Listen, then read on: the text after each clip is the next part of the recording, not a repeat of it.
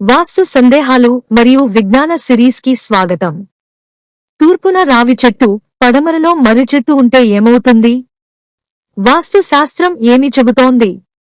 వాస్తు శాస్త్రంలో గృహ నిర్మాణంతో పాటు గృహం చుట్టూ ఉండే వృక్షాలకు కూడా ఎంతో ప్రాధాన్యం ఇచ్చారు. ప్రతి చెట్టులో ఒక ప్రత్యేకమైన శక్తి ఉంటుందని, ఆ శక్తి గృహంలోని నివాసితుల ఆరోగ్యం, ఐశ్వర్యం, మానసిక ప్రశాంతత, కుటుంబ సౌఖ్యంపై ప్రభావం చూపుతుందని ప్రాచీన వాస్తు గ్రంథాలు పేర్కొంటాయి. అందుకే ఏ చెట్టు ఏ దిశలో ఉండాలి, ఏ దిశలో ఉండకూడదు అనే విషయాలపై అనేక నియమాలను వివరించారు. తూర్పు దిశ ప్రాముఖ్యత. తూర్పు దిశ సూర్యోదయ దిశ. వాస్తు ప్రకారం ఈ దిశలో ఉదయించే సూర్యకిరణాలు ఇంటిలోకి ప్రవేశించి ఆరోగ్యం, ఉత్సాహం, ఆధ్యాత్మిక శక్తి, సానుకూలతను కలిగిస్తాయి. ఈ దిశను దేవేంద్రుని దిశగా కూడా పరిగణిస్తారు. అందువల్ల తూర్పు భాగం వీలైనంత విశాలంగా, వెలుతురు వచ్చేలా ఉండాలని సూచిస్తారు. రావి చెట్టు, అశ్వత్థ వృక్షం ప్రత్యేకత. రావి చెట్టును హిందూ సంప్రదాయంలో అత్యంత పవిత్రమైన వృక్షంగా భావిస్తారు. ఈ చెట్టులో త్రిమూర్తులు నివసిస్తారని పురాణాల్లో చెప్పబడింది. రావి చెట్టుకు పూజ చేయడం వల్ల పుణ్యం కలుగుతుందని విశ్వాసం ఉంది. అయితే ఈ చెట్టు చాలా పెద్దదిగా పెరుగుతుంది. దీని వేర్లు దూరం వరకు విస్తరిస్తాయి. ఇంటికి చాలా దగ్గరగా ఉంటే పునాదులకు నష్టం కలిగించే అవకాశం ఉంటుంది. అలాగే దట్టమైన నీడ వల్ల ఉదయపు సూర్యకాంతి ఇంటిలోకి రాకపోవచ్చు. పడమర దిశ ప్రాముఖ్యత. పడమర దిశను వరుణ దేవుని దిశగా పరిగణిస్తారు. ఈ దిశలో సాయంత్రపు సూర్యరశ్మి ఉంటుంది. పడమర భాగంలో కూడా భారీ నీడనిచ్చే చెట్లు అధికంగా ఉండడం వల్ల గాలి, వెలుతురు ప్రసరణ తగ్గుతుందని వాస్తు అభిప్రాయం. మర్రి చెట్టు, వటవృక్షం ప్రత్యేకత.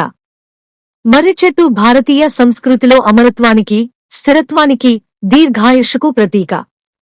ఈ చెట్టు కూడా అత్యంత పవిత్రమైనదే. కాని ఇది విస్తారంగా పెరిగి అనేక ఓడలు, ఏరియల్ రూట్స్ వేస్తుంది.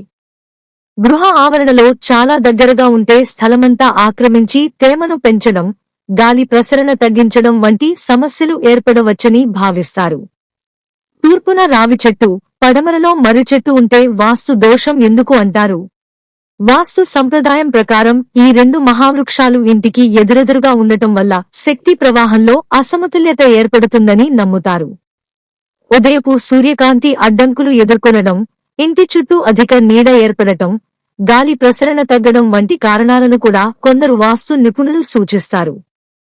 దీనివల్ల సంప్రదాయ విశ్వాసాల ప్రకారం ఇంటి యజమానికి తరచూ అనారోగ్య సమస్యలు రావడం, చికిత్సలు చేసినా ఆరోగ్యం పూర్తిగా మెరుగుపడకపోవడం, కుటుంబ సభ్యుల్లో నీరసం, మానసిక ఆందోళన పెరగడం, ఇంట్లో ఉత్సాహం తగ్గిపోవడం, ఆర్థిక లాభాలు ఆలస్యంగా రావడం, వ్యాపారంలో ఆటంకాలు ఎదురుకావడం, ఉద్యోగంలో పదోన్నతులు ఆలస్యం కావడం, కుటుంబ సభ్యుల మధ్య అభిప్రాయ భేదాలు పెరగడం, శుభకార్యాలు వాయిదా పడడం, అప్పులు పెరగడం లేదా ఖర్చులు అధికం కావడం.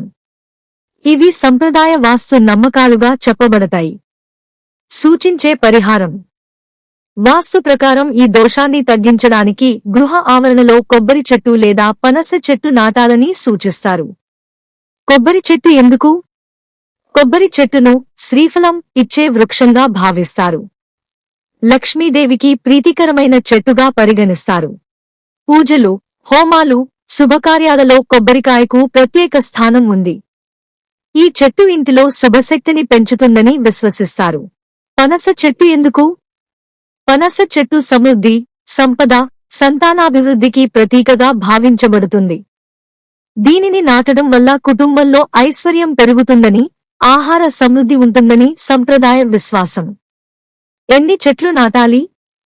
వాస్తు సంప్రదాయం ప్రకారం ఒక కొబ్బరి లేదా పనస చెట్టు నాటినా శుభమే. 2 చెట్లు నాటితే శుభఫలితాలు పెరుగుతాయని అంటారు.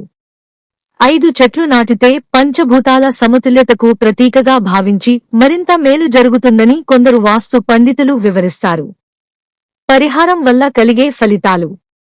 వాస్తు దోషం తగ్గుతుందని నమ్మకం. ఆరోగ్యం క్రమంగా మెరుగుపడుతుందని చెబుతారు. ఇంటిలో సానుకూల వాతావరణం ఏర్పడుతుందని విశ్వసిస్తారు. ధనలాభం పెరుగుతుందని అంటారు. కుటుంబ సభ్యుల మధ్య ఐక్యత పెరుగుతుందని చెబుతారు. ఉద్యోగ, వ్యాపార రంగాల్లో పురోగతి కలుగుతుందని విశ్వసిస్తారు. ఆలస్యమైన పనులు పూర్తవుతాయని అంటారు. అనుకున్న కార్యాలు సాఫల్యం పొందుతాయని విశ్వాసం. లక్ష్మీ కటాక్షం, శాంతి, సుఖ సంతోషాలు పెరుగుతాయని సంప్రదాయంగా చెబుతారు. ఈ వీడియో నచ్చితే లైక్ చేయండి, షేర్ చేయండి.